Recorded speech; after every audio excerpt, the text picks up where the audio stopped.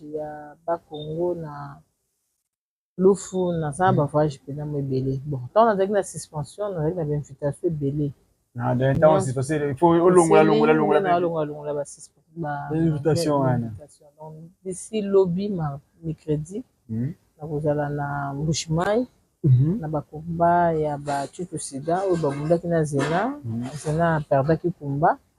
Donc ba ke nous sala combat retour.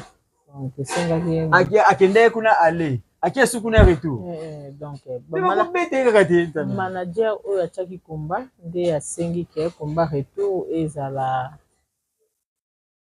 kaka na Mbushimai. Yango mo lupango na bino pe akina na visiter na mpe mboka ngo. Ben nengo kiana okyo soutenir nde to okyo soutenir nani Zena pona ahibeta mbe kuna siko tu wa yake. Aye azuyo. De ce que ayo sama ba biloko mo bokina ngo. Nenga beta